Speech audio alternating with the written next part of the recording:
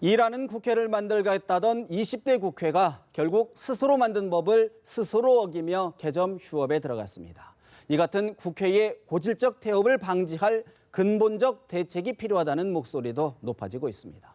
고영신 한양대 특임교수, 황태순 정치평론가, 강석진 전 서울신문 편집국장, 황장수 미래경영연구소장 네 분 모셨습니다. 어서 오십시오. 네, 안녕하세요. 국민의당 안철수 대표가 논란을 빚고 있는 국회의장 선출과 관련해서 자율투표, 사실상 자율투표를 하자는 의견을 냈는데 더불어민주당이 수용을 했습니다. 먼저 안철수 대표, 우상호 원내대표의 이야기 잠시 들어봅니다. 양당에서는 먼저 의장 후보부터 확정할 것을 제안합니다. 의장부터 선출하면 부의장 선출은 쉽게 이루어질 수 있습니다. 그 다음에 상임위원장을 협상하는 방식으로 문제를 풀어갈 수 있을 것입니다. 또 국회가 법을 어기게 되었습니다. 국회 교섭단체 대표로서 국민 여러분들께 죄송하다는 말씀 드립니다. 오늘 아침에 국민의당 쪽에서 또 의미 있는 새로운 제안을 해주셔서 그 제안을 심도 있게 지금 검토하고 있습니다. 오늘 집권당이 여러 가지 내분에 휩싸이고 청와대에 연이은 관섭 때문에 정상적인 협상에 여러 가지 장애 요인이 있지만 법사위원장을 양보하면서까지 교착 상태의 전국을 풀기 위해서 양보를 거듭하고 있습니다. 또 인내심을 가지고 협상을 하고 있습니다. 새누리당에게 오늘 절박한 심정으로 호소합니다. 안철수 공동대표, 새누리당과 더불어민주당이 먼저 국회의장 후보를 확정해라. 또 우상호 원내대표, 인내심을 가지고 전국을 풀어가기 위해 노력하고 있다. 황 의원님, 예. 사실 그동안 두 야당 네. 국회의장 후보 선출을 위한 자율투표 좀 부정적인 입장이었는데 선회한 이유 어떤 게 있습니까? 자율투표 얘기했다가 또 일정 사과했었죠. 사과했다가 또 이번에 보니까 안철수 대표 저 말씀하시고 그다음에 우상호 원내대표가 보면 검토하겠다. 아니 이제 보면 의총을 통해서 사실 하기로 했어요. 근데 굳이 따지면은 네. 압박이죠. 새누리당에 대한 압박입니다. 왜냐하니까 원래대로 하면 아까 안철수 대표 말씀하신 대로 국회법상 국회가 우선 처음에 5월 30일 임기가 시작되면 일주일 이내, 7일 이내에 보면은 의장을 선출하게 돼 있습니다. 하도록 돼 있죠. 의장과 부의장을 선출하고 그다음에 그 이후 3일 이내에 상임위원장을 선출하게 돼 있어요. 그리고 실제 보면 국회의장이 됐던 부의장이 됐던 상임위원장이 됐던 법상으로는 무기명 비밀 투표를 하게 돼 있습니다. 그러니까 아까 안철수 대표가 하신 말씀 자체는 아직 법적으로는 하등에 문제가 없는 것인데 현실적으로 어떻습니까? 지금 자유투표하게 되면 국민의당 38명 의원들이 새누리당을 찍겠습니까? 단 한 표라도 이탈표가 생기면은 당장 보면 아 이거 국민의당 정체성이 뭐냐라는 얘기 나올 텐데 현실적으로 저렇게 압박하는 것은 새누리당에 대해서 국회의장 당신 정 협상 안 하면은 이렇게를 통해 이런 방식을 통해서라도 할 테니 협상에 임하라 하고 고강도 압박이다. 결국은 수적 위를 앞세운 압박이다. 고강도 압박이다. 저는 그렇게 해석합니다. 어떻게 보십니까, 고 교수님께서는? 뭐 여소야대 정국이고 또 새로운 3당 체제가 이렇게 형성이 됐기 때문에 그에 맞춰서 여야가 일정 부분 전국 주도권을 쥐기 위해서 삿바싸움은 불가피한 측면이 있다고 봅니다. 그런데 국민들 입장에서 보면은 삿바싸움이 좀 지나친 거 아니냐. 너무 이렇게 지루하게 계속되고 있는 데 대해서 국민들 입장에서는 상당히 짜증스럽다. 예. 국민들은 어느 당이 국회의장을 가져가든 무슨 상임위원장 가져가든 그거 아무 관심 없는 거예요. 물론 당의 입장에서는 매우 중요한 내용이 되겠지만 삭바싸움이 좀 지나치다는 말씀을 드리고 예. 그동안 수석 원내 부대표 선에서 협상을 했습니다마는 지지부진한 상황이고 결국은 이제 원내 대표 선에서 말하자면 협상의 책임자들이 나서는 상황이 돼 있는 거고 또 하나는 국민의당에서 적극적인 일종의 중재안을 제시를 했다. 예. 그러니까 의장단과 상임위원장을 뭐 연계가 불가피한 측면은 있습니다만은 논의의 편의상 분리해서 우선 의장단부터 결정하고 상임위원장은 또 상임위원장 배분을 결정하자. 한 발짝 좀 더 진전을 네. 해보자. 그래서 국민의당 박지원 원내대표가 이른바 캐스팅 보터로서 역할을 한번 해보겠다 이렇게 나선 상황인데 결과적으로는 새누리당이나 더불어민주당이 한쪽에서는 좀 혼선을 빚은 것 같고 한쪽에서는 좀 욕심을 많이 내는 것 같아요. 의장도 갖고 또 좋은 상임위, 노른자의 상임위도 또 차지하겠다. 빅3도 또 일부 차지하겠다. 이게 더불어민주당 이야기인 것 같고 뭐 새누리당 입장에서는 국회의장 문제에 대해서 뭐 명시적으로 양보한다는 얘기는 없었습니다만 그런 분위기를 풍기다가 최근에 또 국회의장 절대 양보 못한다. 뭐 저는 협상 카드 정도로 봤는데 일견 꼭 협상 카드만은 아닌 아니다. 것 같은 그런 느낌도 주고 있는 것 같아요. 사실 황 소장님, 여당이 반대하면 일방적으로 자유투표는 하지 않겠다. 이거 어떻게 보면은 지금 두 분이 분석해 주신 내용과 일맥상통하는 내용 같은데 어떻게 보십니까? 그 여소야대라든지 뭐 의석이 많은 쪽에서 지난 22년간에 일방적으로 이 상임위원장이나 국회 이 의장이나 부의장을 선출한 적은 없었을 거라고 봅니다. 아무리 여야 간의 관계가 악화되어도요. 만약에 그렇게 한다 그러면 여태까지 협의를 할 필요가 없이 그냥 야당이 바로 그냥 투표에 표결로? 붙여서 네. 상임위원하고 국회의장, 부의장을 뽑으면 되는 것이죠. 자, 그렇게 했을 때 야당 스스로가 주장한 협친이 소통이니 하는 문제, 국민이 바라보는 시각에 대한 입장도 있을 거라고 보고요. 야당이 마찬가지로 이 소수일 때 여당을 견제하기 위해서 이 어떤 안전 장치들을 하고 또 국회 선진화법을 만드는 것처럼 여당이 또 지금 소수일 때 마찬가지로 국회의장 자리를 갖고 가면 나머지 또 국회의 병목 역할을 하는 그런 어떤 상임위원회를 여당에게 배려하고 이런 부분은 상식적인 문제라고 보고 있습니다. 그런데 지금 중요한 것은요. 이 미국의 대선이 임박하면서 안보, 통상 압력 이런 문제가 예년과 다르게 매우 심각해지고 있고 6월 달 접어들면서 지금 디플레이션까지 오고 있다. 경제가 거의 각 분야에서 다 붕괴되고 있다. 또 더 나아가서 지금 조선 해운 등의 구조조정 문제가 매우 심각해지고 있다.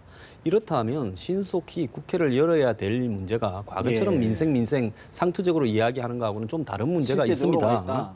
그런데 이런 문제들을 갖다가 지금 도외시하면서 안 열겠다고 하면 저는 이 외국의 어떤 나라들을 보면 이 출석을 하지 않거나 회기에 모자라면 이 국회의원 월급을 제한하는 부분이 실제로 있습니다. 또 출석 안 했을 때는 벌금조로 또 이렇게 하기도 하고요. 저는 이 결국은 국회의원들도 이런 문제에서 이번 기회에 국민의당이 내놓은 무노동 무임금 문제, 그 돈 문제를 자꾸 아무것도 아닌 것처럼 이렇게 가소롭다 이렇게 생각하면 저는 안 된다고 보고요. 결국은 무노동 무임금을 사회 전반적으로 이렇게 요구하고 있다면 국회의원들, 법을 만드는 사람들부터 무노동 무임금을 통해서 적용해야 될. 실제로 그 부분을 갖다 받아들여야 된다고 봅니다. 그렇다면 국민들이요 국회 1년 내내 안 열려도 그냥 참을 수도 근데 있습니다. 사실 새누리당의 반응은 일단 좀 부정적인 것 같아요. 정진석 원내대표의 이야기를 잠시 들어보고 대담 이어갑니다. 여소야대 상황이지만 야당이 표의 우위만을 믿고 여당을 압박하는 것은 의회주의에 대한 중대한 침해 행위라고 생각합니다. 수적 우세만을 앞세운 야당의 압박은 절대 받아들이지 않을 것입니다. 오늘이 국회의장단 선출을 위한 법정 시한 마감일입니다. 법에 정한 시한을 지키지 못한 점 다시 한번 국민 여러분께 정중히 사과드리겠습니다. 엉뚱하게 청와대 배우설을 주장하는 것은 협상 상대에 대한 기본 예의도 아닐 뿐더러 협상 타결에 장애만 조성할 따름입니다. 정진석 원내대표, 표의 우위만 믿고 야당을 압박하는 것은 의회 민주주의에 대한 중대한 침해다. 강 국장님, 사실 지금 새누리당 표결대로 하면 국회의장석을 내줄 수밖에 없는 상황 아니겠습니까? 처음에 그랬죠. 처음에 좀 그런 자세였다가 전환을 했는데 바꿨죠. 이유가 뭡니까? 그 국회의장이라는 자리가 처음에는 뭐 줘도 될 것처럼 생각이 됐었는데 뭐 상시청문회법 저 파동에서 보듯이 이제 국회의장이 직권상 정하고 그럴 힘이 있으니까 야당한테 국회의장이 가면은 불의의 일격을 당할 수 있겠다. 전국 운영을 하는데 뭐 그런 생각이 하나 있었을 것 같고 더 나아가서는 전국을 운영하는 데 있어서 주도권을 쥐려면 아무래도 국회의장 자리를 갖다 좀 갖는 게 좋겠다는 생각도 있었겠지만 제가 보기에는 새누리당도 이 호락호락 협상을 해서는 안 되겠다는 그런 생각까지도 이제 곁들여서 지금 이런 사태가 온 것 같습니다. 그래서 제가 이렇게 보면서 참 전통을 지금 국회가 잘 지키고 있다. 법을 안 지키는 전통을 잘 지키고 있다 이런 생각이 드는데 그 거슬러 올라가면 총선 민의가 무엇인가를 까먹고 잊어버리고 무시하고 지금 원 구성을 하려는 데서 이 모든 문제가 꼬여 있기 때문에 글로 돌아가는 게 우선에 가장 근본적이고 중요하고요. 두 번째는 제가 보기에는 여야 모두 하반기 원 구성 따위는 신경도 안 쓰는 것 같아요. 그럼 뭘 신경 씁니까? 그 임기 내, 그러니까 지금 상반기죠. 예. 2년 뒤에 이제 하반기가 있는데 그 사이에 이제 무소속 입당이라든지 재보선이라든지 있으면 하반기 구성도 또 바뀝니다. 그러면 분명히 지금 말한 원리가 그대로 적용이 돼야 될 되는 거 것일까? 아닙니까? 그런 점들도 감안을 해서 협상에 임해야 되는데 내일 일을 그냥 생각을 안 하고 지금 오늘 일만 생각을 해서 사태가 이렇게 꼬이지 않나 저는 그렇다 그렇습니다. 그러면 지금 옳고 그름을 떠나서 예를 들어서 원구성이 이렇게 지금 계속 대치 상태로 장기화될 경우에 과연 야 어느 쪽에 득실이 더 있을까요? 둘 다 패자가 되겠죠. 둘 다 패자다. 네, 그렇습니다. 그 당연히 뭐 책임론이야 뭐 야당 쪽에서는 여당한테, 여당 쪽에서는 야당한테 미루겠지만 또 지금 방금 방송에서 보듯이 여야 모두 이야기하는 거 보면 다 맞는 말이에요. 자기한테 유리하게 맞는 말만 해서 그렇지 다 맞는 말이거든요. 그러니까 좀 헷갈리기는 하고 책임론도 분산이 되겠지만 여야 공이 다 패자가 될 거라고 공이 다 생각합니다. 패자겠다. 황 의원님 보시기는 예. 어떻습니까? 이 국회 운영 이제 원 구성부터 지지부진하면은 네. 아니, 지금 야당 쪽에서는 이런 자율투표 얘기하는 것이 여당에게 좀 책임을 좀 주기 위한 좀 네. 떠넘기려는 압박을 가하기 위한 것인데 이 부분은 이제 14대부터 시작해 19대까지 보니까 짧게는 17일, 길게는 125일, 평균 52일씩 지각을 했더군요. 평균 52일 지각을 했는데 앞서 우리 강 국장 말씀하신 대로 그것이 참 자랑스럽지 못하지만 전통 아닌 전통이 되는데 또 어떻게 보면 일면 이런 측면에서 봐야 될 거예요. 그만큼 원 구성에서도 보면 여든 야든 밀고 당기는 가운데 뭐 그럴 수밖에 없는 측면이 있다. 왜냐하니까 지금 일주일 조항이라는 것을 갖다 넣은 것이 94년입니다. 네. 94년 14대 국회 구성되고 그 직후에 94년에 국회법을 개정하면서 그러면 저 국회의원 임기가 시작되면 일주일 후에 국회의장을 뽑아라. 그다음에 그 3일 이내에 상임위원장을 뽑아라 하는데 이런 식으로 결국 보면은 여야가 서로 밥그릇 싸움하다가 아까 우리 고용신 교수님께서 밥그릇 싸움이라고 말씀하셨는데 저도 전적으로 공감합니다. 국민들이 볼 때 국회의장을 갖다가 문희상이 하든 서청원이 하든 누가 하든 무슨 상관이 있습니까? 네. 어차피 국회의장 되면 당적 이탈해야 되는데 그리고 최소한 그런 분들이 국회의장 된다고 해서 편향적으로 편파적으로 그렇게 국회를 운영하시지는 않을 거예요. 그렇기 때문에 이런 식으로 국회의장을 누가 하느냐 갖고 밀고 당기면서 결국 국회가 지지부진하고 그야말로 아무것도 안 하는 그래서 야자 세비 다 내놔라 이런 분이 계속되면 결과적으로 누가 보면 상대적으로 조금 득을 보게 될까요? 저는 행정부가 득을 보게 된다고. 오히려 행정부가 득을 본다.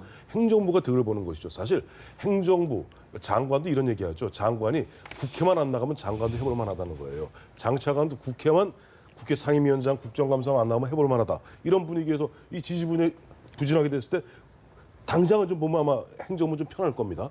결국 그 피해는 누구한테 갑니까? 국민한테 간다. 국민한테 가죠. 그러니까 이런 부분에 있어서는 여야가 조금 한 발씩 물러나는 그런 지혜를 발휘할 때가 아닌가 그렇게 생각합니다. 국회의원 새로 되신 분들 중에나 또 기존에 하던 분들 중에 뭐 다 합치면 한 70% 정도는 한 번씩 해본 분들일 거예요. 그렇기 때문에 이분들이 그 습관이 있지 않습니까? 국회는 6월 7일 날 개원하는 것이 아니다. 적어도 뭐 한두 달은 그냥 놀고 월급은 공짜로 챙기고 간다. 그런 버릇들이 들어가지고요. 그 이번에도 뭐 제가 볼 때 속으로 그렇게 생각할 겁니다. 한 3, 4주 안에 해결될 거다.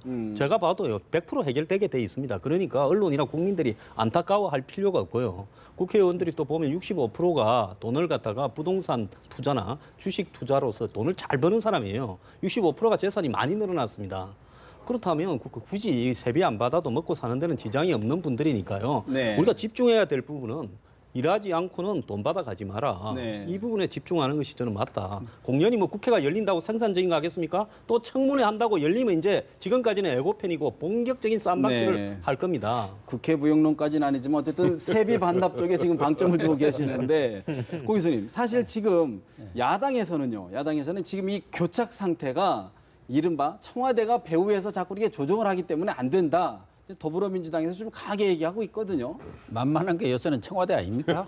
사실은 세계에서 제일 욕 많이 먹는 사람이 미국 대통령이고 우리나라에서는 박근혜 대통령입니다. 원래가 국민들 입장에서 보면 임금님 요구하게 돼 있어요. 네. 뭐 그런 측면도 있습니다만은 사실은 뭐 이것은 꼭 청와대가 뭐 배후에서 작용하고 안 하고를 떠나서 아주 새누리당의 뭐 정치에 한두 번 해봤습니까? 고수들이 많기 때문에 협상의 전략상 저는 뭐 청와대를 떠나서 아까도 얘기했지만 새로운 여소야대 전국에서 전국 운영을 어떻게 끌고 갈 것인가 이런 전략적 측면에서 여권이 지금 이 전국에 말하자면은 그 접근을 하고 있다 그렇게 봅니다. 그래서 말하자면 협치는 많은 협치를 내세웠지만 좀 강성 드라이브, 강공 정책으로 나간 거 아닌가? 왜 지금까지 쭉 일련의 과정들을 보세요. 임을위한 행정국도 그렇고.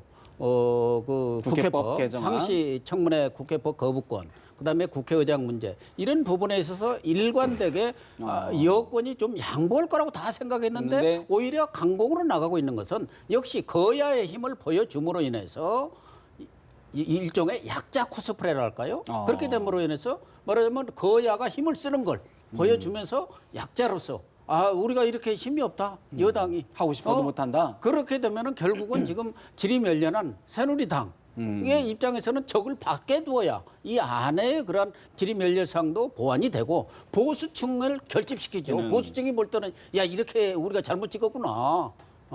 내부 이렇게 결속도 다지면서 야당을 해놓으니까 이거 뭐 아무것도 안 돌아가네.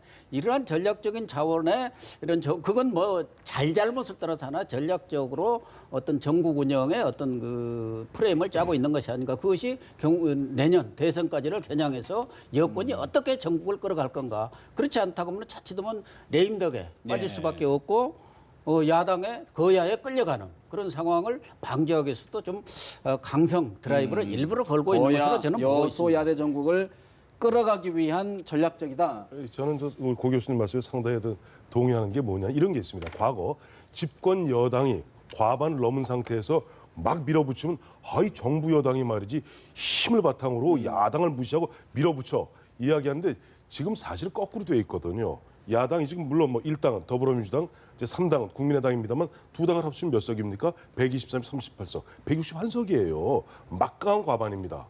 막강한 과반이에요. 법안을 제외하고 나머지 인사 문제 등은 과반만 넘으면 뭐든지 할 수 있거든요.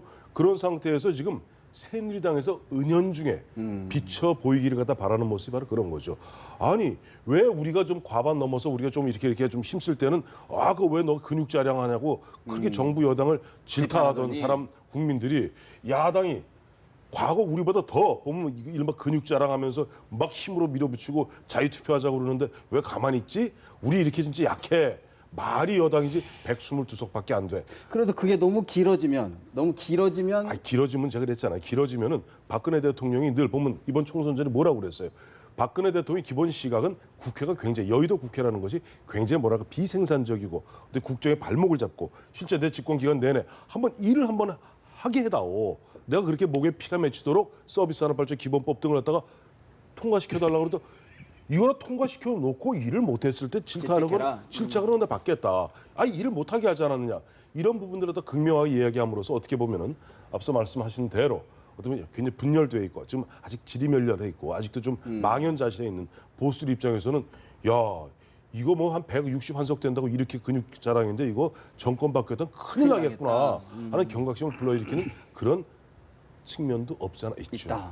지금 이제 두 분 말씀하시는데 서로 상반된 모습이 이제 보여졌어요. 하나는 강공 드라이브라는 이야기가 하나 나왔고 또 하나는 약자 코스프레라는 이야기가 나왔는데 약자 코스프레로 강공 드라이브 한다는 게 말이 되는 건지 안 되는 건지 잘 모르겠습니다만은 저는 지금 이번 사태는 꽤 오래 갈 걸로 봅니다. 왜냐하면 지금 두 분 말씀에 동의하는 부분은 이 양쪽에서 지금 전략적으로 계산을 하고 지금 이 사태를 갖다 다뤄나가고 있기 때문에 이 문제를 큰 정치판을 어떻게 짜나가느냐, 어떤 모습으로 우리가 가져갈 것이냐 하는 데 대한 생각을 갖고 지금 대응을 하는 것이기 때문에 그 문제가 그냥 단순히 자리 하나 더 차지하고 아니하고 이 문제라면 협상이 쉽게 풀릴 수 있겠지만 그런 구도하에서 가기 때문에 그런 전략적 목적이 충분히 달성될 때까지 갈 것이다.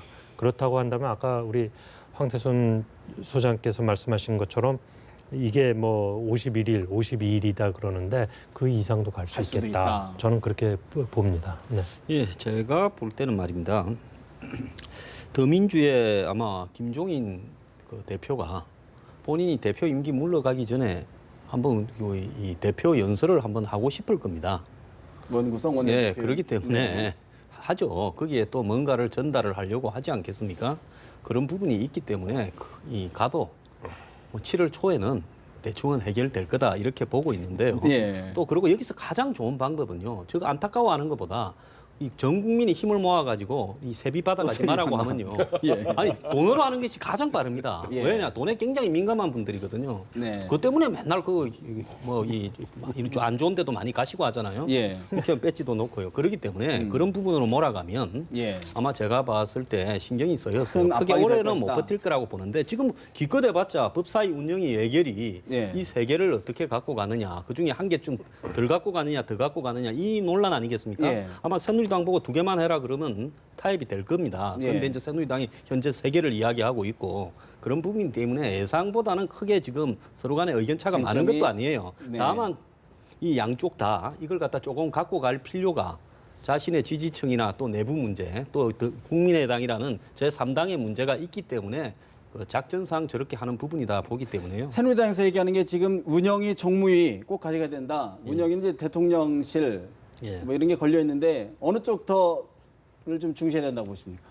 제가 볼 때는 운영위에 집중할 거라고 보고요. 정무위원회 같은 경우에는 그 뭡니까 이 국무총리실, 그다음에 금융위원회, 그리고 뭐 이 보훈처 이런 부분인데 일단은 뭐 새누리당에서는 청와대와 관련되는 사항에 더 집중하지 않겠는가 이렇게 보고 있습니다. 예, 운영위에 집중하겠죠. 왜냐하면 운영위는 꼭 뭐 청와대를 갖다가 관장하는 상임이라서가 아니라 국회 운영의 틀을 잡는 데 아닙니까? 그 과거에도 보면 98년 DJP 정권 출범 이후에 당시 보면 DJP 정권에서 일당이던 한나라당한테 야당이 되는 한나라당한테 법사위를 양보합니다. 그리고 운영위만은 지켜요. 즉 역대 13대 이후에 어떠한 경우든 간에 운영위는 항상 여당이 당이 비록 여당이 작아진다 하더라도 운영위만은 그런 집권당이 챙겼던 것이 일종의 관리 아닌 관리가 되어 있고요. 마치 모르게 자유투표 얘기가 계속 나오지 않습니까? 예. 그런데 제가 쭉 찾아봤더니 실제 우리가 15대, 그러니까 1996년 원 구성되었을 때까지만 해도 전반기 원 구성까지만 해도 그건 사실상 집권당의 총재인 대통령이 쓱 띄웁니다. 띄우면은 그 자연적으로 표결해서 대부분 압도적 득표로 됐는데 그 15대 후반기부터 경선이 벌어집니다. 예. 찾아보니까 15대 후반기 98년에 박준규 자민련 의원하고 당시 한나라당의 오세영 의원하고 결선 투표를 3차례나 걸쳐요. 과반을 못 얻어서. 그러니까 국회의장은 제적 과반을 얻어야 되거든요. 그래서 300에 150 이상을 그렇죠. 얻어야 되는 얘기죠. 그러니까 151석을 얻어야 돼요. 그래 그때도 결국 그때 거의 3번에 걸친 투표 끝에 박준규 의장이 되고 그래서 그 다음에 2000년에도 16대 전반기에도 당시 여당에서는 이만섭, 그다음에 야당에서 서청원 140대 132로 그야말로 51%를 득표해서 다 자유투표한 거예요. 그다음에 우리가 뭐 늘 알고 있는 16대 후반기 그때는 야당의 박관영 의원이 나와서 여당의 김영배 후보를 누릅니다. 그때는 DJP 공조가 깨졌었거든요. 자민련에서 프리보팅을 합니다. 그런 일이 있었는데 이런 부분에 갖고 지금 앞서도 쭉 말씀하셨습니다만 지금 자유투표라는 것은 야당이 지금 주장하는 자유투표는 여당을 좀 새누리당 압박하기 위한 수단이고 실제 의장 문제는 조금 당초 새누리당이 총선 민의를 받아들이겠다. 또 총선 민의를 받아들여서 최소한 원 구성될 때까지는 7명 무소속 나가 있는 복당하지 않겠다. 이런 정신을 조금 새기는 가운데 나머지 실제 상임위를 어떻게 챙기는지 네. 이런 부분들에 좀 집중해 줬으면 좋겠어요. 사실 지금 국회가 1994년 이후에 22년간 법을 지키지 못했다고 하니 이게 국회의원의 문제도 있지만은 국회 제도를 한번 고쳐보는 것도 한번 논의를 해봐야 될 것 같고요. 좀 다른 이야기를 좀 해보겠습니다. 지난 연휴 반기문 유엔 사무총장의 행보가 다시 주목을 받았습니다. 바로 노무현재단 이사장 자격으로 미국을 방문 중인 무소속 이해찬 의원을 내일 만나기로 한 건데요. 이해찬 의원 부정적인 말을 쏟아냈습니다. 이해찬 의원의 이야기 잠시 들어볼까요? 반기문 사무총장께서 우리가 왔다는 얘기를 듣고 차 한잔 하시자는 연락이 와서 그 8일 날 뉴욕에 가서 그 차 한잔 하는 그런 시간을 가지려고 지금 시간을 조정을 하고 있습니다. 저는 정치를 오래 했지만 외교관들은 되게 정치에는 캐릭터가 잘 안 맞아요. 정치라고 하는 건 물에 빠지면서도 건너가야 되는 거예요. 응? 돌다리가 없어도 물에 빠지면서도 건너가야 되는 건데 외교관들은 돌다리도 두들겨보고 안 건너간다고 그러잖아요. 무소속 이해찬 의원, 정치인은 물에 빠지면서도 건너야 하는데 외교관은 돌다리를 두드려봐도 안 건넌다. 나오지 마시라. 간곡한 비판인데 고 교수님 어떻게 보십니까? 두 분의 만남 자체가 뜬금없지 않습니까? 그리고 만나는 형식도 지금까지 쭉 그 사례를 보면은 정치인들이 뉴욕에 갈 경우 간 핑계 대가지고 반기문 사무총장의 면담을 요청해서 사진도 찍고 그래갖고 그 홍보하려고 그렇게 만났는데 이번에는 반대로? 반기문 사무총장이 반대로 네. 이해찬 전 총리, 이해찬 의원을 만나자, 차 한잔하자 한 거란 말이에요. 그러면 반기문 사무총장의 의도가 있겠죠. 그 양반이 그 바쁘신 분이 뭐 이해찬 의원이 지금 무슨 더불어민주당도 아니고 무소속 의원입니다. 뭐 친노의 자자인 것은 틀림없죠. 네. 왜 만나자 했겠어요? 왜 반기문 총장의 저는 정치적 의도는 두 가지라고 봅니다. 예. 하나는 그동안 자기가 친박 거기에 엎혀서 마치 여권의 그 꽃가마탄 그러한 대권 후보인 양 비춰진 거. 그것을 좀 희석시켜야겠다. 희석시키다. 예. 그래서 자기의 외연을 나는 진보 쪽에 또 친노 쪽 사람들하고도 스스럼 없이 가까이 지낼 수 있는 그런 폭넓은 사람이라는 것을 보여주게 한 거고, 두 번째는 그동안 반기문 사무총장이 이번에 또 뭐 그런 얘기가 많이 나왔습니다만은 어쨌든 노무현 대통령이 가진 노력을 기울여서 사무총장을 만들었는데 그 이후 노무현 대통령이 돌아가셨을 때도 그 영상 메시지라도 하나 보내달라. 네. 뭐 봉화마을은 못 온다고 하더라도 그런데 그것도 안 보내줬다는 거예요. 그거로 하도 그런 얘기가 나오니까 한번 옆구리 찔러갖고 봉화마을에 가기는 갔습니다만 그러니까 그 사람 의리 없는 사람 아니야. 말하자면은 뭐 정치적으로 좀 뭐 배신자 이렇게 예. 지금 친노라든가 친문 세력들이 이번에 왔을 때도 슬슬 흘렸어요. 과거에 성완종 회장 돌아가셨을 때도 그 성완종 회장 잘 모른다 이런 거 하면서 또 좀 약간 토론 가지 말고 여러 가지 얘기들이 참배해라 뭐 이런 나왔습니다만 얘기 됐었죠. 그러한 예. 그런 그 두 가지 목적으로 만난 것 같고, 이해찬 총리야말로 이번에 자기 과시를 하는 거죠. 지금 복당도 잘 안 되고 있고 김정인 대표가 있는 한 들어가기도 어려운 것 같은데 나 얼마든지 반기문하고 손잡을 수 있어. 자기 세를 과시하니까 쫓아가신 근데 거죠. 왜 이렇게 부정적인 말을 쏟아냈을까요? 일단 뭐 이해찬 총리 입장에서는 반기문은 절대 야당은 아니다. 이해찬 총리도 자기 속셈을 가지고 만난 거고 반기문 총장도 자기 속셈을 갖고 만난 건데, 그러면 결국 이 사람은 여당이니까 견제구도 날리고 이 김에 흠집도 좀 내시고 여러 가지 그런 거죠. 자기의 폭을 좀 룸을 좀 넓힌다 그런 지지라는 말씀이시군요. 저는 반기문 총장이 이제 이해찬 총리를 갖다가 보자고 그랬다는 이야기가 전해지면서 반기문 총장이 확실하게 대권에 관심이 있구나. 이분이 이게 분명히 노출될 게 뻔하거든요. 왜냐하면 지금까지는 반기문 총장이 미국에 오는 한국 인사들을 많이 만났습니다. 그렇지만 그것이 화제의 인물이 아니었기 때문에 그냥 노출이 안 흘러갔지만 되고, 예. 이제는 노출될 게 뻔한데, 그것도 이해찬 총리인데 그것도 유엔 본부에서. 네. 그렇기 때문에 이제 대권에 관심이 있구나. 그것이 확실하다. 그리고 그 확실한 자기 관심을 보여주려고 하는구나. 저는 그렇게 봤습니다. 그다음에 이해찬 총리 말은 뭐 여러 가지 다양한 측면이 있는데 그중에서 저는 한 가지만 좀 지적해 두고 싶은데, 외교관은 대통령직에 적합하지 않다라고 말을 하는 건 굉장히 적합하지 않은 말입니다. 특정 직업군, 특정 계층, 특정 지역을 가리켜서 배제의 논리를 펴는 거는 맞지 않습니다. 타당하지 않습니다. 반기문 총장이 개인적으로 이래서 대권에 적합하지 않다고 하는 것과 외교관은 전체적으로 적합하지 않다고 말을 하는 건 전혀 경우가 다릅니다. 그 부분은 굉장히 적합하지 않은 말이라고 지적해두고 싶습니다. 사실 그 부분도 정치적 목적, 어떤 배경이 있는 것 아닌가 하는 생각이 네. 들긴 합니다. 지난번에 뭐 사실인지 아닌지 모르지만 한간에 떠도는 이야기가 여권의 유력 대선 후보가 미국에 갔을 때 반기문 사무총장을 만나서 당신 대선 나올 거냐, 당신 나온다면 내가 안 나갈게 이렇게 이야기하니까 애매하게 안 나갈 것처럼 이야기했다 이런 이야기가 들렸죠. 반 총장이 먼저 전화해서 저렇게 한 부분은요. 어쨌든 친노가 자신을 만드는 과정에서 물심양면으로 기여를 했지 않습니까? 그러면 물심양면에 물도 있고 심도 있을 거 아닙니까?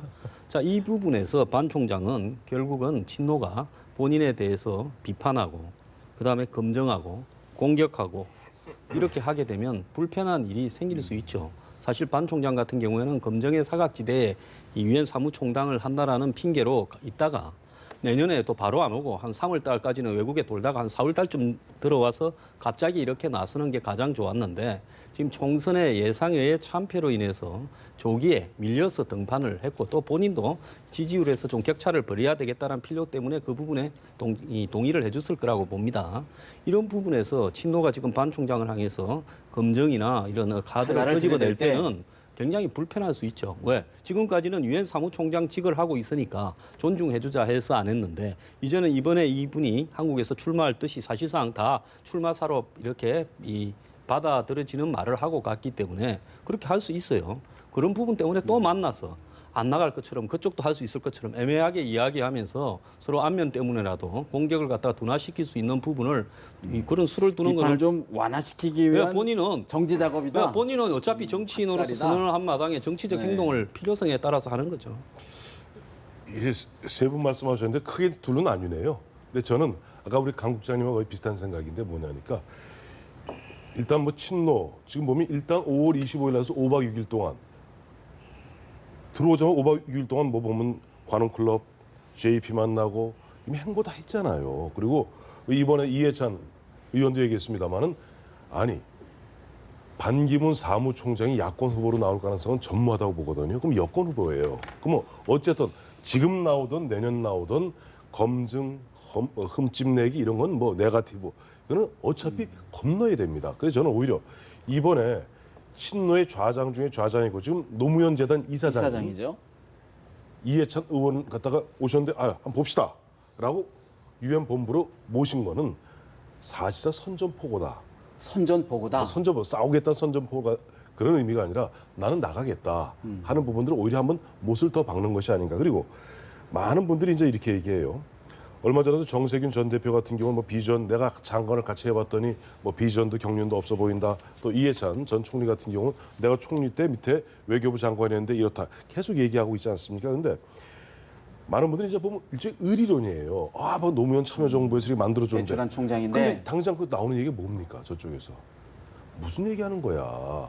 실제 그 당시에 홍석현 주미대사를 갖다가 유엔 사무총장으로 그야말로 전폭적으로 밀고 있다가 이분이 안기부 엑스파일 사건으로 낙마하는 바람에 2006년 2월에 굉장히 뒤늦게 뛰어든 것이 반기문 당시 장관입니다. 대안으로 카드로. 진짜 대안으로 꽁 대신 닭이다, 닭 대신 꽁이다 출마했었고 그때 그러면 이렇게 얘기하죠. 그러면 우리 외교부 장관이 출마했는데 그러면 우리나라가 안 돕고 안 돕는 게 정상입니까?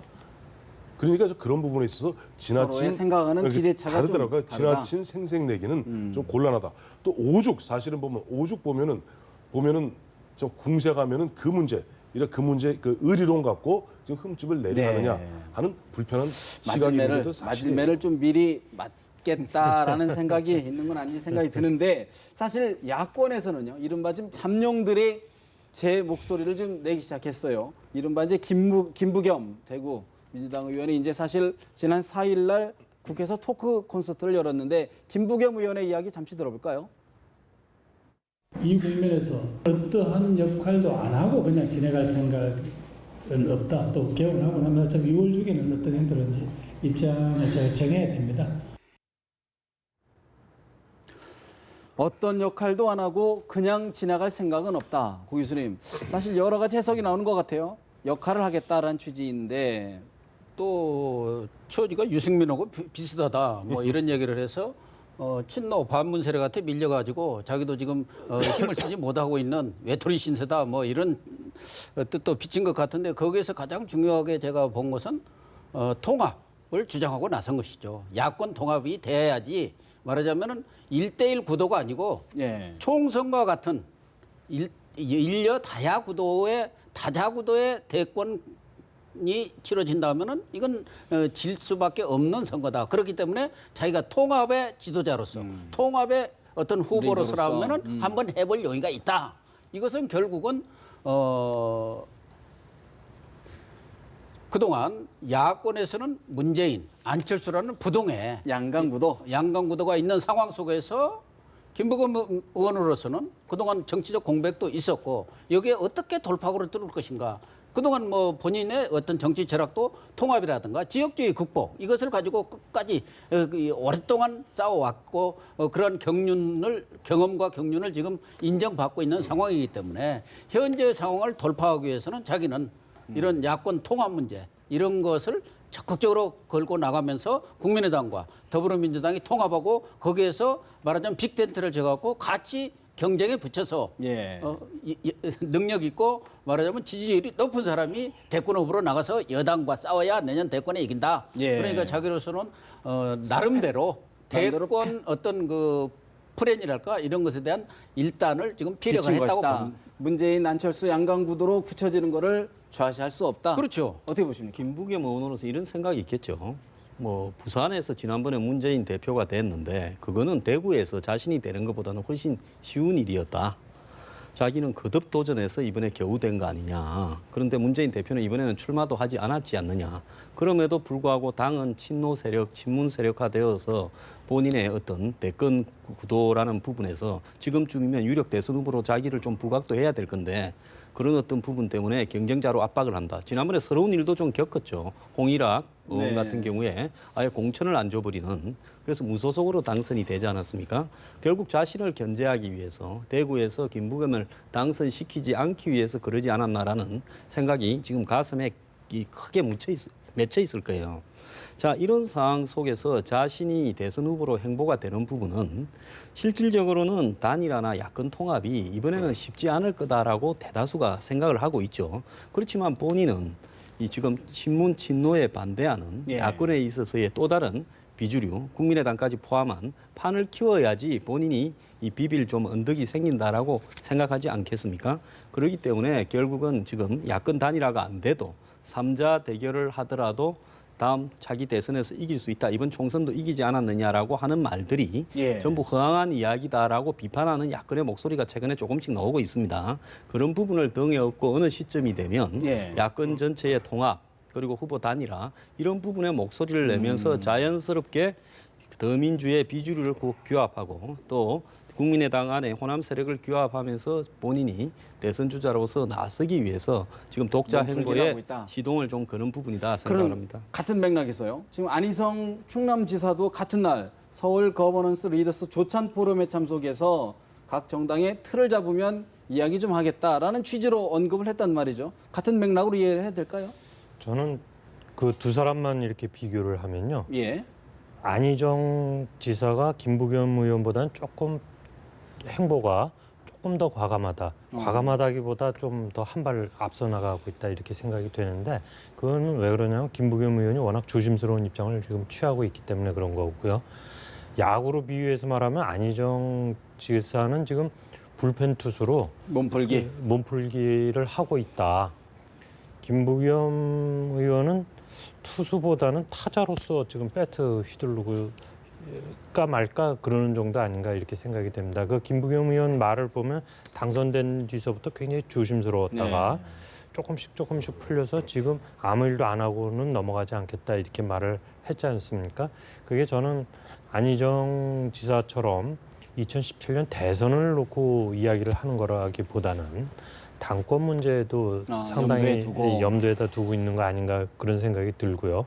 그런 점에 있어서 지금 야당 그 더민주당 쪽에서 이제 흘러나오는 말 가운데는 김부겸 의원이 친노 쪽하고도 대화를 아니 할 수는 없는 상황이 아니냐 그런 이야기들도 있습니다. 나오고는 있는데 그런 면에 있어서 여하튼 김부겸 의원은 훨씬 더 조심스러운 접근을 하고 있고 안희정 의원은 그것보다는 조금 더 한 발 나가고 있는데 안희정 지사가 됐든 김부겸 의원이 됐든 저는 2017년 이후에 대선 2022년까지를 시야에 넣고 이분들이 움직이고 있다 이렇게 보고 싶습니다. 사실 안희정 지사 충청이 지역 정치 얘기하면 영원한 3등이 된다 이런 말도 했단 말이죠. 벌써 좀 판을 좀 크게 보는 느낌이 들긴 하는데. 그렇죠. 그러니까 보면 안희정 지사도 마찬가지고 안희정 지사 같은 경우 지금 막 김부겸 의원도 마찬가지일 겁니다. 김부겸 의원이나 안희정 지사나 지금 현실적으로 더불어민주당에 있는 친노 친문의 어떤 주류 세력으로서 친노 친문의 위상을 알고 있을 거예요. 그리고 문재인 전 대표의 위상도 알고 있을 겁니다. 그런데 안희정 지사 입장에서는 이런 거겠죠. 지금 뭐 문재인 전 대표가 이제 친노 친문의 어떻게 보면 대표 주자인데 가다가 혹시라도 보면 대안이 없는 상태로 가다가 걸릴 수가 있거든요. 그렇죠. 그럴 경우는 항상 페이스메이커, 이른바 같이 누가 움직여줘야 됩니다. 작년입니다마는 당시 새누리당의 윤상현 의원이 김무성 대표를 향해서 그런 얘기하지 않았습니까? 과거 2002년에 보니까 이회창 총재가 독보적으로 나갔는데 대안이 없는 상태로서 마지막 탁 한 발 걸리니까 그다음부터는 속수무책으로 당했다. 지금 우리 당의 가장 큰 문제는 김무성 대표의 크게 대안이 없는 것 아니냐. 그런 얘기를 했다가 당시 김무성 대표랑 논란이 좀 됐었죠. 빚었는데 지금 안희정 지사는 앞서 말씀하신 대로 2022년 그 이후까지 내다보면서 지금 어떻게 보면 문재인 전 대표를 보호하는 그 냄새가 물씬 나요. 보호하는 물씬 나죠. 왜냐니까 지금 왜 충청 반기문 사무총장이 들어와서 충청과 TK 연합, 뭐 충청 대망론 이런 얘기가 나오니까 안희정 지사가 싹 찬물을 뿌려버리잖아요. 실제 본인도 충남지사고 또 충청 대망론의 한 유력한 멤버인 안희정 지사가 봐 우리가 이런 식으로 충청 대망론 여기에 매달리게 되는 순간 우리는 영원히 3등을 면할 수 없다. 친노의 후계자를 놓고 문과 갈등할 가능성은 어떻게 보십니까? 아니 갈등할 가능성보다는 아마 그 연배로 보나 뭐로 보나 당장 안희정 지사 뭐 경우 자기한테 기회가 온다면 마다할 이유는 없겠습니다만 지금 친노 친문 그 전체 어떻게 보면 일종의 콘센서스가 좀 어느 정도 있는 것 같아요. 보완제 역할이다. 거기서 일종 모르겠어요. 안희정 지사께서 조금 불쾌하게 생각하실지 모르겠으나 우리 보면 예비기라고 있죠. 네. 대통령 전용기도 보면 1호기가 있어도 예비기가 있습니다. 네. 만약에 이게 뭐 무슨 여차하면? 엔진이 고장 나거나 하면은 바로 옆에 예비기로 올라타거든요. 그래서 지금 안희정 지사 같은 경우는 친노 친문의 그런 콘센서스 하에 네. 문재인 전 대표를 갖다 대권적으로 보호하면서 자기 위상도 함께 올라가는. 예비가 완주할 수도 있습니다. 저는 예비제라고 보기보다는요. 철저하게 친노의 그 진문의 서열적 구조로 보면 두 사람이 좀 나쁘게 이야기하면 짜고 서로 양해하에 저는 이렇게 하고 있다고 봅니다. 그건 왜 그러느냐. 예를 들어 페이스메이커, 네. 이 마라톤 팀에서요 인적 자원이 1등도 있고 5등짜리도 있고 하면 5등 한 명이 상대방의 유력한 후보를 갖다가 이 마크맨으로 해서 아주 초반에 전력 질주를 시켜서 상대방을 갖다가 힘을 빼가지고 중간에 마지막에 라스트 이 역을 해서 자신의 쪽에 이 팀의 후보가 이렇게 당선되게 하지 않습니까? 그런 어떤 부분의 역할을 갖다가 수행하는 부분이고요. 예. 그냥 두게 되면 충청도가 이 통으로 이 TK하고 연합이 되면서 아마 이 반기문 사무총장에게 유리한 입장으로 갈 수 있으니까 충청도에서도 나도 나간다 그러면 충청도에서 야권을 지지하는 사람은 일정하게 지지를 유보할 수 있지 않겠습니까? 실제로 지금 TK가 이 충청보다 반기문 이 총장에 대한 지지가 높지 않습니까? 그런 역할을 철저하게 수행하면서요. 그러면 반대로 얻는 것뿐은 뭐냐? 이번에 뛰어서 사람들이 어느 시점까지는 뛰어서 저 사람도 잘하면 될 수도 있는 사람이네 하면서 다음번에 이제 문재인 만약에 전 대표가 대통령이 되었다면 네. 그 다음에는 내가 그때 도와줬으니까 이번에 나도 한번 뜁시다. 이런 부분이기 때문에 전혀 손해보는 게 없죠. 예. 내부 좋다 그런 평가인데 저는 안희정 지사는 지금 뭐 대체제라든가 무슨 그런 정도가 대안의 어떤 제목이라기보다는 하나의 보완제 정도 수준을 넘지 못한다고 봅니다. 기본적으로 문재인의 벽을 넘을 수가 없고 그러니까 문재인의 페이스메이커 정도고 한다면은 차차기 정도를 바라볼 수 있지 않겠느냐. 뭐 친문 세력들이 말하자면은 문재인 대표 페이스메이커로 안희정 지사를 자꾸 띄우고 언론이 그걸 뒷받침해 주니까 그렇지. 안희정 지사가 무슨 대단한 경험이 있습니까? 그 사람이 무슨 민주화 투쟁을 한 분입니까? 아니면은 국정의 운영의 경험이 있습니까? 아니면 정당 정치를 지금 해본 분입니까? 겨우 충남지사 2번 해본 거예요. 제가 듣기로는 인간성은 참 좋다더라.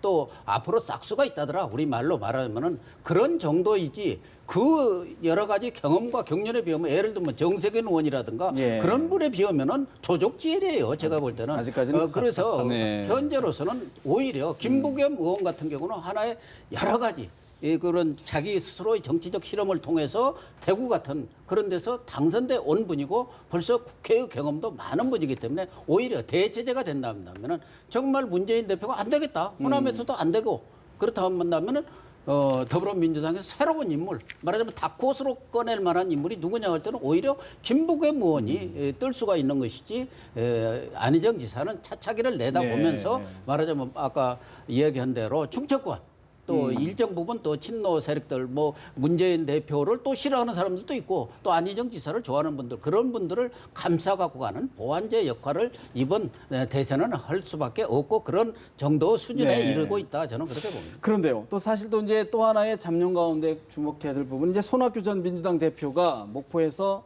국민의당 박지원 원내대표가 독대를 했답니다. 강국장님 그 자리에서 이게 확인은 안 됐는데 제4지대 정의와 전 의장이 참여하는 정치 세력제는 안 갈 거다 이런 얘기를 했단 말이죠. 손 대표의 선택지가 뭐가 있을까요? 저는 그 말이 전해진 게 박지원 원내대표가 전한 거 아닙니까? 네. 그래서 박지원 원내대표가 손학규 전 대표 대변인이 됐나 그런 생각도 농담처럼 이렇게 했는데 저는 직접적으로 뭐 듣거나 그런 이야기는 아니지만 이 손학규 전 대표는 지금 복귀냐 아니냐 복귀한다면 어떤 형태로 갈 것이냐를 놓고 굉장히 고민을 할 겁니다. 솔직히 인간적으로. 그리고 그 세판짝이라는 화두를 지난 1월부터 던졌습니다. 그때 러시아 갔다 오면서 공항에서부터 세판짝이라는 이야기를 했고 4.19 때 했고 5.18 때 했습니다. 그 세판짝이라는 게 뭐 구체적인 그림을 갖다 지금 내놓은 건 아니지만 거기에는 뭐 어느 당에 입당한다든지 누구랑 뭐 같이 다닌다든지 이런 차원은 좀 아닌 것 같고 예. 그 정치권이 전반적으로 좀 다 일신우일신하는 개혁이 돼야 되는 그런 모습으로 가야 되겠다는 큰 이야기를 한 것이기 때문에 제가 보기에는 지금 현 단계에서 국민의당을 들어간다든지 무슨 정의화 의장이 뭐를 하면 거기에 합류한다든지 이런 생각을 근본적으로 안 하고 있는 가능성이 안 하고 있는 거 아닌가 저는 그렇게 받아들였습니다. 이 사실 이제 손학규 전 대표 같은 경우는 지난 4월 총선 4.13 총선 직전에 당시 국민의당 더불어민주당 양쪽에서 러브콜 했을 때 그때 1차 뿌리치지 않았습니까? 일단 타이밍을 놓쳤고 그 타이밍은 또 언제든지 올 수는 있다고 봅니다. 올 수 있는데 앞서 우리 강 국장 말씀하신 지금 당장 하한기 정국은 아닌 것 같아요. 조금 아직까지 본인이 좀 몸을 좀 추슬러야 될 필요가 있을 것 같고 마침 보니까 지금 아까 이제 김부겸 의원 얘기를 하셨는데 김부겸 의원 같은 경우 저는 대권보다는 당권에 관심이 많다고 보거든요. 오히려. 왜냐하니까 사실 김부겸 의원이 이쪽 경기도 군포에서 국회의원 그 삼선까지 하시다가 대구에 내려가서 불모지잖아요. 가장 어렵다는 대구에 내려가서 한 번, 두 번, 뭐 시장 한 번, 국회의원 한 번 떨어지고 이번에 세 번 만에 된 거 아닙니까? 네. 겨우 이제 대구 경북에서 이제 조금 이제 민주당의 어떤 불씨가 살아나려는데 대권 출마하게 되면 어떻게 됩니까? 공격을 받고 공격을 받는 거 둘째치고라도 자칫하면 그 본인이 지역구도 타파라는 그 대의 명분이 자체가? 잘못하면 사라져요. 그렇기 때문에 오히려 당권에 도전할 가능성이 크고 이 김부겸 의원과 굉장히 오버랩되는 분이 바로 손학규 전 대표입니다. 그래서 마치 뭐 대학도 마치 서울대학교 정치학과 선후배시고 한데 김부겸 의원의 합리적이고 중도적인 이미지, 손학규 전 대표 이미지 겹치니 손학규 전 대표로서는 또 굉장히 뭐랄까 고민의 지점에 서 있다. 고민의 지점이 하나 더 늘었다고 봐야 늘었다. 되겠죠. 사실요. 여당 쪽에서는 사실 오늘 이제 새누리당의 비주류, 이른바 더불어민주당의 비노계 의원들이 참여하는 어젠다 2050이 출범을 했는데 정치권에 여러 해석이 나오는 것 같아요. 우리 잠시 김성식 국민의당 의원, 정책위 의장 이야기 잠시 들어볼까요? 저는 뭐 제가 좋아하는 김세연 의원이 함께 해달라고 장기 비전을 함께 연구하자고 해서 가입했습니다. 예. 나중에 보니까 아주 개파색이 넓고 합리적인 개혁을 추구하는 분들이 좀 초당적으로 모여 있는 것 같아요. 예. 그래서 좋은 연구가 가능할 것 같아서 다행입니다. 이것을 지나치게 정치적인 어떤 그 연대로 보기엔 좀 문제가 있다 이런 말씀이시군요. 문제라기보다 연구단체는 연구단체니까요. 예. 확대 해석은 좀 금물이다. 예, 알겠습니다. 단순한 정치적 해석은 확대하지 말라 그런 말씀인데 참여하는 분들 때문에 확대 해석이 안 되는 것 같습니다. 유승민 의원도 들어갔죠.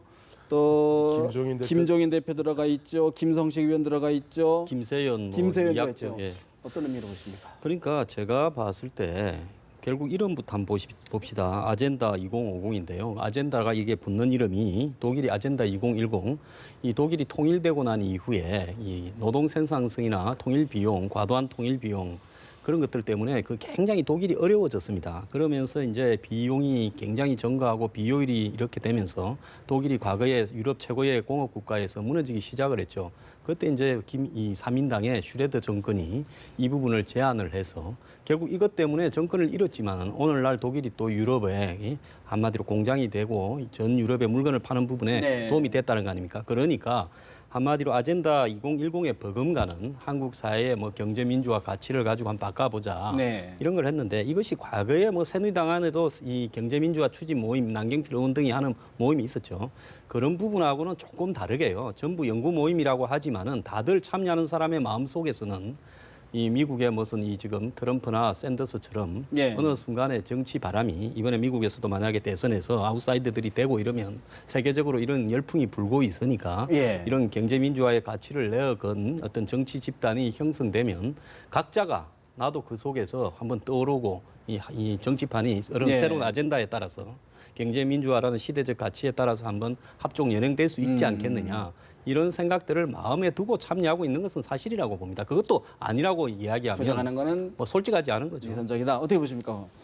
원래 국회 연구단체는요 한 당에서만 만들 수가 없습니다. 국회에서 지원을 받기 때문에 두 당 그렇게 교섭단체 2개 이상이 모여야 이 연구단체로 등록이 돼요. 그래서 여러 당이 모여 있는데 이 지금 이번에 나오신 분들의 특색이 박근혜 대통령과 등록일인 사람들 등박들이에요. 네. 그러다 보니까 여러 가지 등박들이 모이다 보니까 여러 가지 해석들이 나오는데 제가 볼 때는 이분들이 어떤 정치적 결사체로 발전을 할 가능성은 저는 제로라고 봅니다. 제로다? 다만 이분들이 그동안 꾸준히 추구해왔던 그 공통성이랄까 그런 것들은 중도 통합이랄까 또 어떤 경제 민주화라든가 그런 면에서 일치점을 갖고 있기 때문에 국회 내에서 어떤 정책 아젠다라든가 또 어떤 그 국회 내에 어떤 여러 가지 법안 처리라든가 이런 데서는 상당한 정도 뭔가 정치적인 목소리를 낼 수 있는 그런 여지가 있다. 그럼 말씀하신 대로 정책연구단체라는 것이 보면 19대 같은 경우 75개더라고요. 75개 보면 이제 정책연구단체가 있었고 또 한 연구단체마다 교섭단체 2개 이상으로 이제 되니까 한 2천만 원 정도 네. 평균 아마 지원하는데 거기서 보면은 그야말로 나름대로 그래도 여야를 넘어서 그래도 중도적 입장에 있는 분들이 함께 의견을 여기서 맞춰 나가다 보면 또 본회의나 상임위에서도 잘 흘러가지 않겠어요? 네. 연구단체는 연구단체일 뿐 긍정적. 더 이상 확대 해석하지 말자 하는 게 제 생각입니다. 그 이분들 무게감이 이제 굉장히 있지 않습니까? 그렇기는 하지만 이분들이 비록 총선 민의가 중도 개혁을 좀 강화해야 되겠다는 민의라고 하더라도 그리고 그런 성격에 부합한다고는 하지만 이분들이 중도 개혁적 세력의 구심점이 된다거나 정치권 내 새로운 힘이 되기에는 좀 부족하지 않나 그렇게 생각이 됩니다. 알겠습니다. 사실 경제 민주화를 매개로 중도 통합의 촉매자가 되는 것 아니냐는 시각이 있는데 지켜보면 될 것 같습니다. 네 분 말씀 여기서 줄이겠습니다. 고맙습니다.